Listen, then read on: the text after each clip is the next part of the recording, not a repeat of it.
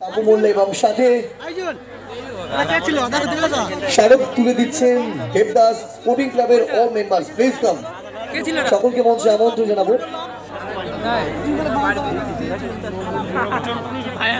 সবাই চলে আসুন যারা আছেন প্লিজ।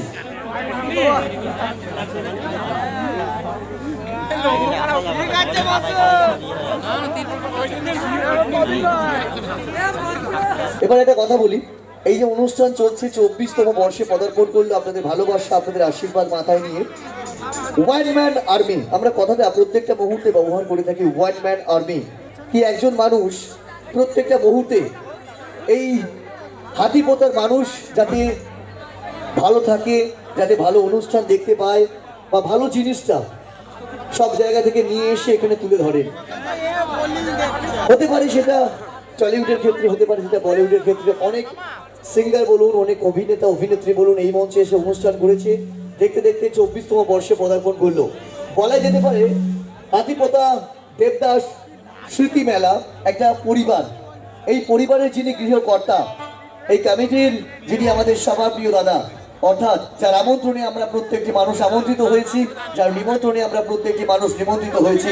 আজকের 24তম বর্ষের পঞ্চম দিনে আমরা মঞ্চে আরো একবার আমন্ত্রণ জানাবো আমাদের সবার প্রিয় আমাদের দাদা রানাদাকে। সো প্লিজ ওয়েলকাম রানাদা, একটু মঞ্চে আসতে হবে, প্লিজ একটু আসতে হবে। যার আমন্ত্রণে কলকাতা থেকে ছুটে এসছে কৌশানী মুখার্জি এবং তার সাথে আমাদের মেলোডিয়াস পরিবার, আমাদের প্রিয় রানাদা।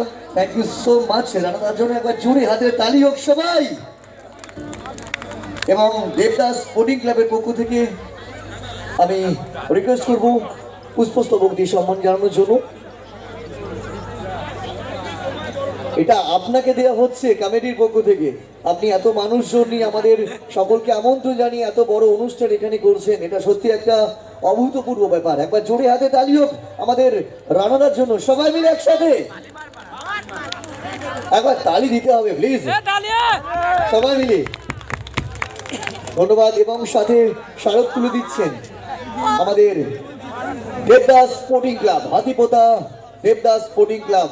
क्या बात, অসাধারণ এই মুহূর্ত, এই সুন্দর মুহূর্ত ক্যামেরাবন্দি হয়ে থাকুক এটাই কামনা করি। চলো আস্তে আস্তে আমরা চলে যাই এই অনুষ্ঠানে।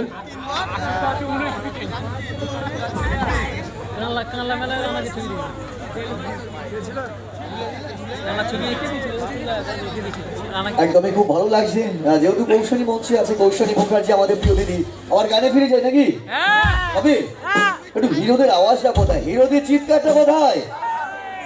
হিরোরা চিৎকার না দিলে কিন্তু হিরোইন আসবে না। একবার হিরোদের চিৎকারটা দেখতে চাই সবাই।